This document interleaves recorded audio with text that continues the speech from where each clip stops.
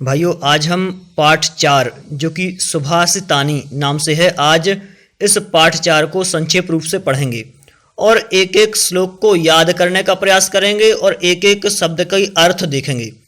यदि आपने हमारा चैनल अभी तक सब्सक्राइब नहीं किया है तो जो सब्सक्राइब का बटन नीचे दिया हुआ है उस बटन को प्रेस जरूर करें, क्योंकि आप जैसे ही हमारा चैनल सब्सक्राइब करेंगे तो सीधे हमारे और वीडियोस से जुड़ पाएंगे। जो भी कक्षा 10वीं के अन्य पाठों के वीडियोस आएंगे, अन्य पाठों के वीडियो आएंगे, वह वीडियो सीधे आपकी स्क्रीन पर दिखने लगेंगे, जिससे कि आपको वीडियो खोजने की आवश्यकता नहीं पड़ेगी। देखें, जो कि पहला पाठ है, मतलब चौथा पाठ है सुभाषितानी। देखें तो यहाँ पर सबसे पहले आप लोग पाठ्य पुस्तक खोल लें, जो कि पुस्तक आपके पास दी हुई है मध्य प्रदेश बोर्ड वाली। देखें, सुभाषितम इत्यस्य अर्थः सु भाषितम कथयति इति, मतलब सुभाषितम इत्यस्य अर्थः मतलब इसका अर्थ क्या है, तो अलग अलग संधि विच्छेद किया तो सुभाषितम मतलब सु मतलब अच्छी प्रकार से और भाषितम मतलब कहा गया। जो अच्छी प्रकार से कहा गया हो, और सम्यक भाषितम सुभाषितम, और जो समीचीन भाषण कहा गया हो या फिर अच्छी तरह से कहा गया हो उसे भी सुभाषित कहा जाता है। देखें, शोभनम वचनम मतलब अच्छी बातें। शोभनम वचनम मतलब शोभनम होता है अच्छा और वचनम मतलब बातें, तो उन अच्छी बातों को भी सुभाषितम कथ्यते मतलब सुभाषित कहा जाता है। कथ्यते मतलब कहा जाता है। सुभाषिते महापुरुषाणाम अनुभवः छंदोबद्धेन श्लोकेन प्रस्तुयते, मतलब सुभाषिते अर्थात सुभाषित में, यहाँ पर सप्तमी एक वचन है, सुभाषित में महापुरुषाणाम महापुरुषों के, षष्ठी विभक्ति है यहाँ पर, षष्ठी बहुवचन, तो सुभाषित में महापुरुषों के अनुभवों को छंदोबद्धेन छंदोबद्ध रूप से श्लोकेन श्लोक के माध्यम से प्रस्तुयते मतलब प्रस्तुत किया जाता है। तो तादृशानि कानिचित सुभाषितानि अत्र वर्तन्ते, उन्हीं सुभाषितों में से कुछ सुभाषित यहाँ पर बताए जा रहे हैं, तो आप लोग ध्यान से पढ़ें। ये कहा है, देखें जो पहला श्लोक है सज्जन प्रशंसा, वह पहला श्लोक अपन यहाँ पर पढ़ेंगे। देखें, मैं एक शब्द बोलूंगा, आप लोग एक शब्द दोहराना, फिर जैसा जैसा मैं बोलते जाऊं वैसे वैसे आप लोग दोहराते जाएं, जिससे कि आपको श्लोक याद हो सके। देखें, क्योंकि परीक्षा में लिखने के लिए भी श्लोक आते हैं और जब श्लोक आपको याद रहेंगे तो फिर पेपर में कोई कठिनाई नहीं होगी। देखें, क्रमशः ध्यान से एक एक देखते जाएं। शब्द देखें, गंगा पापम शशि तापम दैन्यम। यहाँ पर जो दा है उस दा में ऐ की मात्रा है, तो क्या बोलेंगे, दैन्यम। कल्पतरुष तथा कल्पतरुष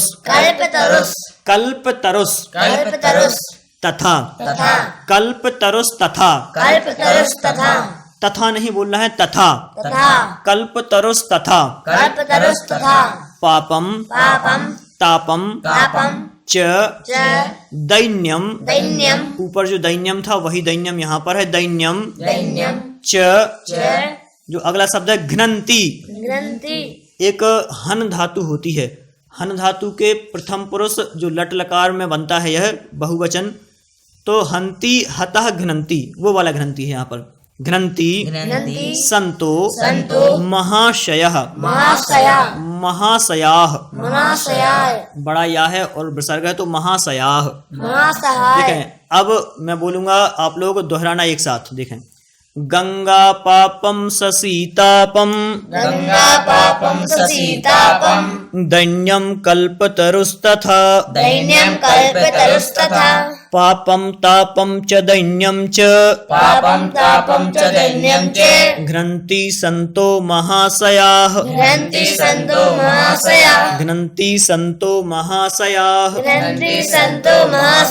गंगा पापम शशीतापम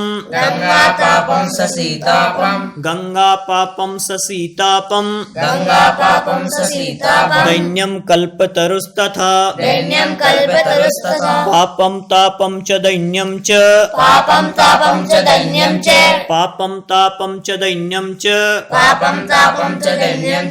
घ्नन्ति संतो महाशयाः।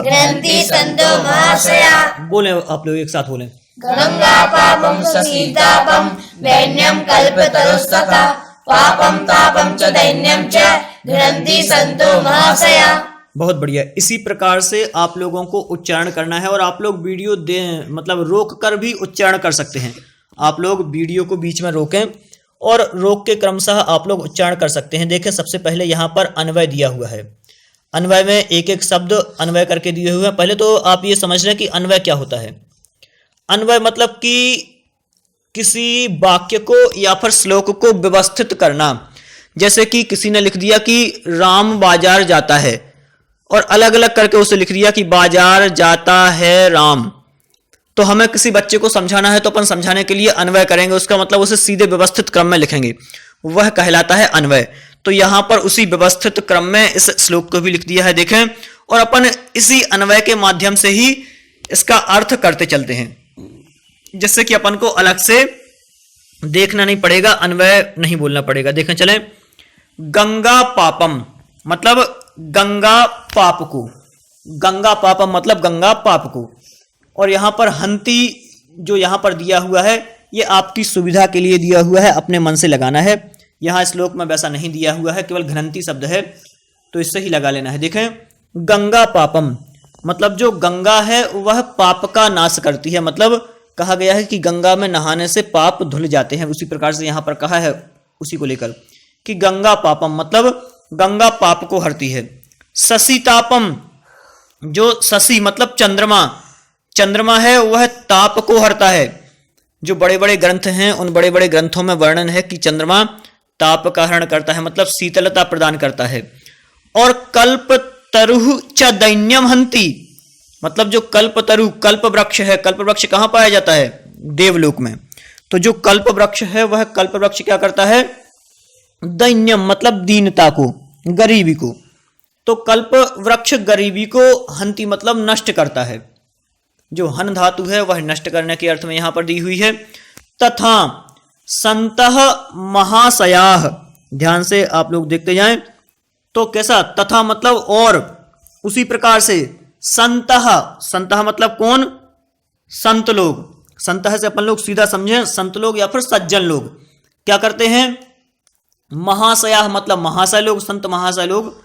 पापम तापम दैन्यम च मतलब जो संत होते हैं, महात्मा होते हैं, अच्छे लोग होते हैं, वह क्या करते हैं? पापम तापम, अपन ने जो आगे पढ़ा है, मतलब पाप को, ताप को और दैन्यम और गरीबी को, इन त्रीणी अपि, इन तीनों को ही घ्नन्ति मतलब नष्ट कर देते हैं। आपकी बात समझ में आ गई होगी कि गंगा तो पाप का नाश करती है, चंद्रमा ताप का नाश करता है, और कल्पतरु जो है, कल्प वृक्ष है, वह गरीबी का नाश करता है। लेकिन जो महात्मा हुआ करते हैं, अच्छे पुरुष हुआ करते हैं, वह इन तीनों का नाश कर देते हैं। तो इस प्रकार से इस श्लोक का अर्थ है नीचे क्रमशः शब्दार्थ दिए हुए हैं जो कि अपन ने पढ़ लिए। शशि मतलब चंद्रमा, दैन्यम मतलब गरीबी या फिर दीनता, घ्नन्ति मतलब नाश करते हैं या फिर नष्ट कर देते हैं। कल्पतरु जो कि कामना को पूरा करता है, मनोकामनाओं को पूरा करने वाला वृक्ष कल्प वृक्ष कहलाता है, कल्पतरु नाम से हुआ है जाना जाता है। तो इस प्रकार से यह पहला श्लोक था। देखें अगला जो श्लोक है इसमें दान की प्रशंसा बताई गई है कि दान करने से क्या क्या होता है, किस प्रकार से होता है। देखें अगला जो दूसरा श्लोक है दान की प्रशंसा में, क्रमशः इसको अपन पढ़ेंगे। आप लोग भी हमारे साथ उच्चारण करें तो और अच्छा हो जाएगा, आपको श्लोक याद होगा। और लगभग 2 से 3 बार बोलने का प्रयास करें, क्योंकि आप लोग 2 या 3 बार बोलेंगे तो आराम से श्लोक रट जाएगा और कभी जीवन में भूलेगा नहीं। क्योंकि अभी आपकी उम्र ऐसी है कि अभी अगर आपने याद कर लिया तो फिर ये कभी भूलेगा नहीं। और मैं अभी जैसे पेपर देता हूं कोई भी संस्कृत या फिर अदर एग्जाम, तो आप लोगों के समय में जो मैंने याद किया था वह सारा का सारा अब जाके याद आता है और प्रतियोगी परीक्षाओं में यही पूछा जाता है। देखें अगला श्लोक दान की प्रशंसा वाला, एक साथ बोलेंगे। दानेन दानेन भूतानि भूतानि वशी भवन्ति। वशी भवन्ति बिल्कुल सरल है, बिल्कुल इतना कि मतलब साधारण शब्द दिए हुए हैं। दानेन भूतानि वशी भवन्ति। दानेन भूतानि वशी भवन्ति। दानेन दानेन वैराण्यपि वैराण्यपि यान्ति नाशम। यान्ति नाशम यान्ति नाशम। यान्ति नाशम परोपि परोपि परोपि परोपि बंधुत्व बन्धुत्व बंधुत्व बन्धुत्व मुपैति मुपैति दाने। दाने। दानैर, दानैर, यहाँ पर स्पष्ट नहीं दिख रहा है, दानैर है यहाँ, दानैर। और रई कहाँ से बोला अपन ने, रा कहाँ से बोला, तो जो आगे दा पर अगली लाइन में रकार है उसको आगे बोलना है। रकार कभी भी पीछे दी हुई हो वह पीछे वाली रकार आगे वाले शब्द के साथ में बोली जाती है, आगे वाले शब्द के बाद बोली जाती है। तो देखें, परोपि बंधुत्व परोपि बंधुत्व मुपैति दानैर, मुपैति दानैर, दानम ही दानमि सर्व व्यसनानि सर्वव्यसनानि हन्ति। हन्ति। बिल्कुल सरल है। देखें, दानेन भूतानि वशीभवन्ति, दानेन भूतानि वशीभवन्ति, दानेन वैराण्यपि यान्ति नाशम्, दानेन वैराण्यपि यान्ति नाशम्, दानेन वैराण्यपि, ध्यान से एक एक शब्द देखना है, वैराण्यपि यान्ति नाशम्, दानेन वैराण्यपि यान्ति नाशम्, परोपि बन्धुत्वमुपैति दानैर्, परोपि बन्धुत्वमुपैति दानैः, दानं हि सर्वव्यसनानि हन्ति। दानं हि सर्वव्यसनानि हन्ति। चलें, इसी प्रकार से आपको एक बार, दो बार और तीन बार बोलने का प्रयास करना है। यदि आप लोग बोलना चाहें तो एक बार बोल सकते हैं, बोल के देख लीजिए। दानेन भूतानि वशीभवन्ति, दानेन वैराण्यपि यान्ति नाशम्, परोपि बन्धुत्वमुपैति दानैर्, दानं हि सर्वव्यसनानि हन्ति। देखें, इस श्लोक को आप लोगों को 3 से 4 बार अपने मन में उच्चारण करना है और वीडियो को आप लोग बार बार करके भी आगे पीछे करके देख सकते हैं, यहाँ से डाउनलोड भी कर सकते हैं, जिससे कि आप आगे और पढ़ सकें। और इस वीडियो की लिंक अपने फ्रेंड्स तक जरूर पहुँचाएँ, जो भी आपके दोस्त मित्र हैं उन मित्रों के पास इस लिंक को पहुँचाएँ, जिससे कि वह भी इसे पढ़ सकें। और जो भी यदि कहीं पर नहीं पढ़ पाए हैं, जो कि मतलब किसी कारणवश रह गए हैं, तो वह यहाँ पर संस्कृत पढ़ सकते हैं। देखें, जो कि अन्वय अपन ने पहले पढ़ा था वही अन्वय सेम यहाँ पर दिया हुआ है पुस्तक में। देखें आप, दानेन भूतानि वशीभवन्ति, दानेन वैराणि अपि नाशम यान्ति, दानै अपि दानै परः अपि बंधुत्व उपैति, ही दानम सर्व व्यसनानि हन्ति। यहाँ पर दान की महिमा के बारे में बताया गया है। आप लोगों ने एक और श्लोक पढ़ा होगा, दानम भोगो नासस, मतलब यहाँ पर भी दान के बारे में बताया है कि दान एक श्रेष्ठ कार्य है जो कि अपन को करना चाहिए। अन्वय देखें और अन्वय से अपन अर्थ देखेंगे ध्यान से। दानेन भूतानि वशीभवन्ति, यहाँ पर जो कड़े शब्द हैं, जो कठिन शब्द हैं वह नीचे दिए हुए हैं। भूतानि का अर्थ प्राणी होता है, वैराणी मतलब शत्रु, मतलब वैर मतलब होता है शत्रु, और वैराणी मतलब शत्रुता का भाव, जो शत्रुता का भाव अंदर छिपा होता है। परा, परह मतलब पराया दूसरा, उपैति मतलब बन जाता है या फिर प्राप्त हो जाता है, उपैति मतलब प्राप्त हो जाता है। और व्यसनानी मतलब व्यसन, व्यसन होती हैं बुरी आदतें। तो देखें, दानेन भूतानि वशीभवन्ति, मतलब दानेन मतलब दान से, तृतीया एक वचन है दानेन, तो दान से, भूतानि मतलब प्राणी, दान से प्राणी, वशीभवन्ति मतलब वशीभूत होते हैं या फिर बस में हो जाते हैं। दान की इतनी महिमा है कि जीव बस में हो जाते हैं। और क्या होता है, दानेन वैराणी अपि नाशम यान्ति, मतलब दानेन मतलब दान से, वैराणी मतलब शत्रुता का भाव, अपि नाशम यान्ति शत्रुता का भाव भी नष्ट हो जाता है दान के कारण से। दानम परह अपि बंधुत्व उपैति, मतलब दान से परह मतलब पराये भी, पराये, दान से मतलब दानम मतलब दान से, परह मतलब पराये, अपि मतलब भी, बंधुत्व उपैति बंधुत्व को प्राप्त हो जाते हैं, मतलब दान के कारण से जो पराये हैं वह पराये भी अपने हो जाते हैं, बंधुत्व हो जाते हैं, बंधुत्व को प्राप्त हो जाते हैं, मतलब बंधु बन जाते हैं, सखा बन जाते हैं। और अगले आगे देखें, ही दानम सर्व व्यसनानि हन्ति, इसलिए ही मतलब इसलिए क्या है, दानम जो दान है वह सर्व व्यसनानि सभी व्यसनों का नाश करता है, मतलब वह जो दान है वह सभी व्यसनों को भी नष्ट करता है। तो सामान्य अर्थ देखें, इस श्लोक में दान की प्रशंसा बताई गई है कि दान से सभी प्राणी बस में होते हैं, दान से बैर का भी नाश होता है, दान से जो पराये हैं वह अपने हो जाते हैं, और दान सभी व्यसनों को नाश कर देता है। मतलब इतना श्रेष्ठ दान कहा गया है। तो हमें हमेशा दान करने का प्रयास करना है। जो भी कुछ अपन थोड़ा सा दान कर सके, हमेशा थोड़ा बहुत दान करने का प्रयास करना है। चलें अब अगला श्लोक देखते हैं, जो कि यहाँ पर उद्यम की प्रशंसा की गई है। मतलब उद्यम जो कि परिश्रम कहलाता है, उस परिश्रम की प्रशंसा अगले श्लोक में की गई है यहाँ पर, जो कि आप लोग उच्चारण करना ध्यान से। ये थोड़ा सा कड़ा श्लोक है। देखें, नात्युच्च नात्युच्च नात्युच्च नात्युच्च शिखरो शिखरो नात्युच्च शिखरो नात्युच्च शिखरो मेरुर मेरुर नाति। नाति। यहाँ पर जो रा की रकार है, मैंने बोला था कि रा की रकार आगे बोली जाती है, तो ना के ऊपर रा की रकार है, तो इसे अपन रा के बाद बोलेंगे और ना के पहले बोलेंगे। जो ना शब्द यहाँ पर दिया हुआ है, इसके पहले बोलेंगे। तो मेरुर नाति मेरुर नाति नीचम नीचम रसातलम रसातलम नात्युच्च शिखरो नात्युच्च शिखरो मेरुर मेरुर मेरुर मेरुर नाति नाति नीचम नीचम रसातलम। रसातलम व्यवसाय व्यवसाय व्यवसाय व्यवसाय द्वितीयानाम। द्वितीयानाम दूसरी पंक्ति ध्यान से देखें, व्यवसाय द्वितीयानाम व्यवसाय द्वितीयानाम नाप्य पारो नाप्य पारो नाप्य पारो नाप्य पारो महोदधि महोदधि महोदधि। महोदधि। देखें ध्यान से, नात्युच्च शिखरो मेरुर नात्युच्च शिखरो मेरुर नात्युच्च शिखरो मेरुर नात्युच्च शिखरो मेरुर नात्युच्च शिखरो मेरुर नात्युच्च शिखरो मेरुर नाति नीचम रसातलम नाति नीचम रसातलम व्यवसाय द्वितीयानाम व्यवसाय द्वितीयानाम व्यवसाय द्वितीयानाम व्यवसाय द्वितीयानाम नाप्य पारो महोदधि नाप्य पारो महोदधि नाप्य पारो महोदधि। नाप्य पारो महोदधि।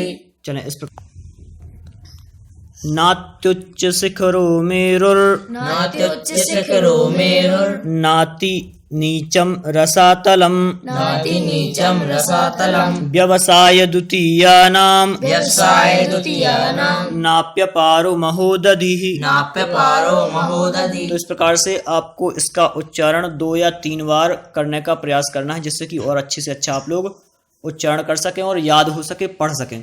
चलें देखें, व्यवसाय द्वितीयानाम कृते मेरुः शिखरः अच्युतः न। अर्थात जो व्यवसाय द्वितीयानाम यहाँ पर शब्दार्थ में दिया हुआ है, व्यवसाय द्वितीयानाम उद्यमशील लोगों के लिए। व्यवसाय में अद्वितीय लोग हैं, जो मतलब उद्यमशील लोग हैं, परिश्रमी लोग हैं। तो उन परिश्रमशील लोगों के लिए कैसा है, कृते मेरु शिखरम, कृते मतलब के लिए, तो उन उद्यमशील लोगों के लिए मेरु शिखरः अच्युतः न, मतलब मेरु शिखर कैसा, अच्युतः। अच्युतः मतलब अत्यंत ऊंचा। तो उन के लिए जो मेरु शिखर है वह अत्यंत ऊंचा नहीं है। यहाँ पर परिश्रमी लोगों की प्रशंसा करते हुए बताया है। और कैसा है, रसातलम अति नीचम ना, जो रसातल है कहा गया है बहुत नीचे है, लेकिन जो परिश्रमशाली लोग हैं उनके लिए रसातलम मतलब रसातल अति नीचम ना, मतलब बहुत नीचे नहीं है। और महोदधि अपि अपारह ना, महोदधि किसे कहते हैं, समुद्र को महोदधि कहा जाता है।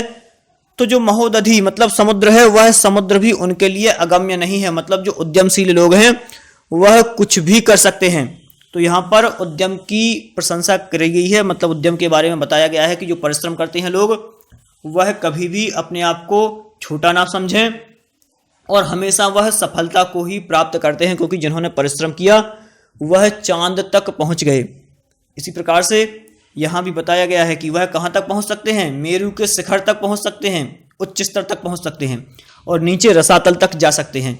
तो यहाँ पर उस उद्यम की प्रशंसा की गई है। और जो परिश्रमी लोग हैं वह असंभव कार्य को भी संभव कर लेते हैं। यहाँ शब्द दिए हुए हैं, देखें, व्यवसाय द्वितीय नाम मतलब उद्यमशील लोगों के लिए, अच्युतः अत्यंत ऊंचा, रसातलम पृथ्वी के नीचे का रसातल नामक छठवां लोक बताया गया है, अपारह मतलब अगम्य। तो यह प्रमुख रूप से शब्दार्थ थे। अब यहाँ पर हम अगला श्लोक देखते हैं। विनाप्यर्थै विनाप्यर्थै विनाप्यर्थै विनाप्यर्थै विनाप्यर्थै विनाप्यर्थै विनाप्यर्थैर विनाप्यर्थैर रा की रकार भी यहाँ पर वी वाली आगे बोल रहे हैं। दो जगह है रा की रकार, वो दोनों आपको आगे बोलना है। विनाप्यर्थैर विनाप्यर्थैर वीरः वीरः वीरः वीरः वीरः स्पृशति स्पृशति बहुमानोन बहुमानोन बहुमानोन्नति बहुमानोन्नति बहुमानोन्नति बहुमानोन्नति पदम पदम समायुक्तो समायुक्तो समायुक्तोप्यर्थै समायुक्तोप्यर्थै समायुक्तोप्यर्थैः समायुक्तोप्यर्थै यहाँ पर संधि विच्छेद करके नहीं बोलना है, आप लोग सीधा एक साथ पूरा बोलें। समायुक्तोप्यर्थैः समायुक्तोप्यर्थै समायुक्तोप्यर्थैः समायुक्तोप्यर्थै परिभव पदम परिभवपदम परिभवपदम परिभवपदम याति कृपणः। याति कृपणा। बहुत सुंदर श्लोक है यह, आप लोग इसे जरूर अभी एक एक शब्द से पढ़ें, फिर अपन जब लय में पढ़ेंगे छंद में तो उसको पढ़ने का प्रयास करें। याति कृपणः याति कृपणा स्वभावा स्वभावा स्वभावा स्वभावा दुद्भूतां दुद्भूतां स्वभावा दुद्भूतां स्वभावा दुद्भूतां स्वभावा दुद्भूतां स्वभावा दुद्भूतां गुण समुद गुण समुद या वाप्ति या वाप्ति गुण समुद या वाप्ति गुण समुदाय या वाप्ति गुण समुद या वाप्ति। गुण समुद या वाप्ति। ध्यान से, गुण लिखा है, फिर समुद लिखा है, फिर वा लिखा या लिखा है, फिर वाप्ति लिखा है। वाप्ति विषयाम विषयाम विषयाम विषयाम। देखें, द्युतिम द्युतिम दा में यू है, द्यु विद्यालय वाला। द्युतिम द्युतिम सैम हीम सैमहीम सैम सैमहीम स्वा स्वा किम किम धृत कनक धृत कनक धृत कनक धृत कनक धृत कनक धृत कनक धृत कनक। धृत कनक एक एक शब्द से देखना। धृत कनक धृत कनक मालोपि लभते मालोपि लभते मालोपि लभते। मालोपि लभते। यहाँ पर दो तीन शब्द ही कड़े हैं, जैसे कि समायुक्तोप्यर्थे और विनाप्यर्थैर्वीरः। इस प्रकार से देखें, अब उच्चारण करेंगे एक साथ लय में। विनाप्यर्थैर्वीरः हाँ इतना ही बोले। विनाप्यर्थैर्वीरः विनाप्यर्थैर्वीरा स्पृशति बहुमानोन्नतिपदम् स्पृशति बहुमानोन्नतिपदम् समायुक्तोप्यर्थैः समायुक्तोप्यर्थैः परिभवपदं याति कृपणः परिभवपदं याति कृपणा परिभवपदं याति कृपणः परिभवपदं याति कृपणा स्वभावादुद्भूतां स्वभावादुद्भूतां गुणसमुद। एक मिनट ध्यान से देखना। स्वभावादुद्भूतां स्वभावादुद्भूतां गुणसमुद यावाप्ति विषयां गुणसमुदया वाप्ति विषयां गुणसमुद यावाप्ति विषयां गुणसमुदया वाप्ति विषयां तुम से हीं स्वाम किम धृतिं स्वहिं स्वाकिं धृतकनकमालोऽपि लभते। धृतकनकमालोऽपि लभते। यहाँ पर श्रद्धरा छंद है, जो कि श्रद्धरा की जो लय है वह होती है श्रद्धरा कीर्तितेयम नन्मय युतेयम श्रद्धरा कीर्तितेयम। इस प्रकार से देखें, एक बार मैं पूरा पढ़ूंगा, आप लोग केवल सुनना। विनाप्यर्थैर्वीरः स्पृशति स्पृशति बोल रहा है इसको, स्पृशति। विनाप्यर्थैर्वीरः स्पृशति बहुमानोन्नतिपदं समायुक्तोप्यर्थैः परिभवपदं याति कृपणः स्वभावादुद्भूतां गुणसमुदयावाप्ति विषयां द्युतिं सेहिं स्वां किं द्युतिं सेहिं स्वाकिं। ध्यान से, यहाँ पर द्वितिम सैम हीम बोलना है, बिंदियां रखी हुई हैं ध्यान से। सैम हीम स्वाम किम, और जो अगला शब्द है धृत, ध्यान से देखें, धृत कनक मालोऽपि लभते। इस प्रकार से आप एक बार, दो बार, तीन बार इसका उच्चारण करें, बार बार बैक करके देखें, जिससे कि आपको दो तीन बार में पूरा याद हो जाए। देखें अब यहाँ पर अन्वय जो है, अन्वय से अपन अर्थ लगाते हैं इसका पूरा। चलें अब यहाँ पर अन्वय से अपन अर्थ लगाते हैं इसका। देखें, वीरः अर्थैः बिना अपि बहुमानोन्नतिम पदम स्पृशति। मतलब यहाँ पर बताया गया है, वीर पुरुषों की प्रशंसा की गई है कि जो वीर पुरुष होते हैं, वीरैः, वीरः मतलब वीर पुरुष, तो वीर पुरुष कैसे हैं? अर्थैः बिना अपि बहुमानोन्नतिम नति पदम स्पृशति। मतलब जो वीर पुरुष हैं वह अर्थ मतलब धन के बिना भी, अपि मतलब होता है भी, बिना मतलब रहित होने पर या फिर बिना, तो वीर पुरुष धन से रहित होने पर भी बहुमानोन्नतिम पदम स्पृशति मतलब बहुत मान और सम्मान के पद को स्पृशति मतलब प्राप्त करते हैं या फिर छूते हैं। तो जो वीर पुरुष होते हैं वह कैसा? वीर पुरुष बिना धन के भी बहुत मान और सम्मान को प्राप्त करते हैं। और कृपणः अर्थै समायुक्तै मतलब जो कृपणः, कृपणः मतलब कौन? विवेक से रहित जो जीव है वह अर्थै समायुक्तै मतलब धन समायुक्तः धन से सहित होने पर, अपि मतलब भी, मतलब जो कैसा है? मूर्ख व्यक्ति है, कृपणः है। कृपणः को मूर्ख ना कहें, या विवेक शून्य कहें, मूर्ख ही कहें। तो जो कृपणः मतलब विवेक शून्य व्यक्ति है वह धन से समायुक्तः मतलब सहित होने पर भी परिभव पदम याति।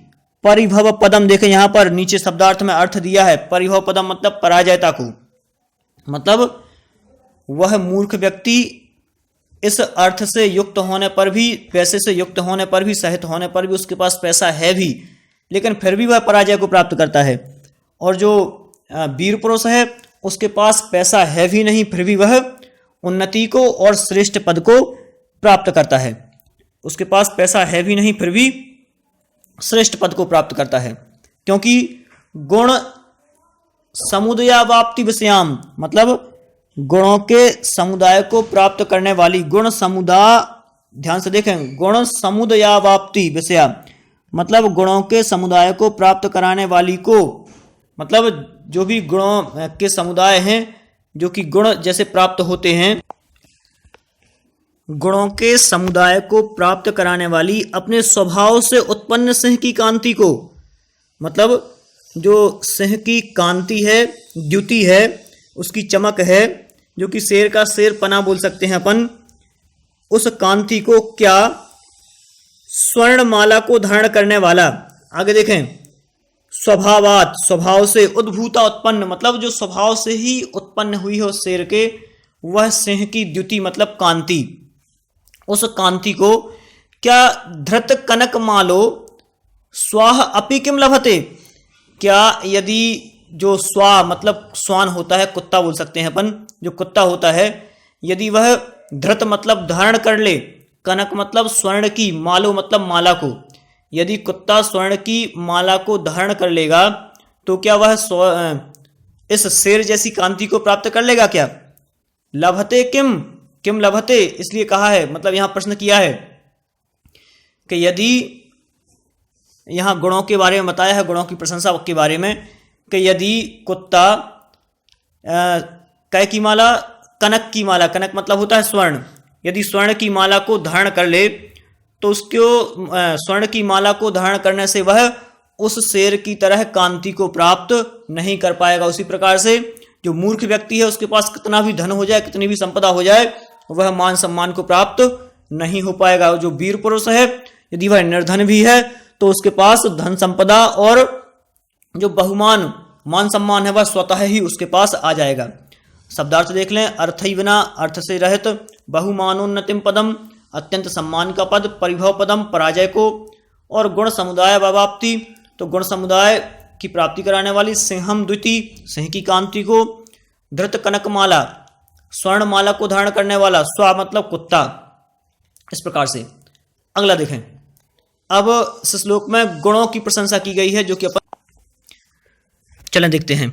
गुणाः कुर्वन्ति दूतत्वम्, गुणाः कुर्वन्ति दूतत्वम्, गुणाः कुर्वन्ति दूतत्वम्, दूतत्वम् दूरेपि दूरेपि दूरेपि दूरेपि दूरेपि दूरेपि वसताम वसताम सताम सताम दूरेपि वसताम केतकी केतकी गंध गंध माघ्राय माग्राय स्वयमायाति स्वयमायाति स्वयमायांति स्वयमायान्ति स्वयमायांति स्वयमायान्ति षट्पदाः षट्पदाः षट्पदाः षट्पदाः देखें गुणाः कुर्वन्ति दूतत्वं गुणाः कुर्वन्ति दूतत्वं गुणाः कुर्वन्ति दूतत्वं गुणाः कुर्वन्ति दूतत्वं दूरेऽपि वसतां सतां दूरेऽपि वसतां सतां केतकी गन्धमाघ्राय केतकी गन्धमाग्राय स्वयमायान्ति षट्पदाः स्वयमायान्ति षट्पदाः स्वयमायान्ति षट्पदाः स्वयमायान्ति षट्पदाः। यहाँ पर गुणों की प्रशंसा बताई गई है जो कि आप अन्वय ध्यान से देखें और अन्वय से अर्थ अपन यहाँ पर करते जाएंगे। देखें दूरे अपि वसताम सताम गुणाः दूतत्वम कुर्वन्ति। दूरेपि मतलब दूरे मतलब दूर, अपि मतलब भी, वसताम मतलब रहते हुए, सताम मतलब सज्जनों के, सताम मतलब होते हैं सज्जन, गुणाः मतलब गुण, दूतत्वम कुर्वन्ति दूत का काम करते हैं। दूत मतलब होता है संदेश वाहक, जो कि आजकल मैसेज चल गए हैं वही वाले। देखें तो मतलब दूरे अपि वसतः मतलब दूर रहते हुए भी सज्जनों के गुण दूत का कार्य करते हैं, मतलब उसकी उनकी प्रसिद्धि का कार्य करते हैं, सज्जनों की प्रसिद्धि फैलाते हैं उनके गुण, क्योंकि जिसके पास अच्छे गुण होंगे उसकी चर्चा हर जगह होगी।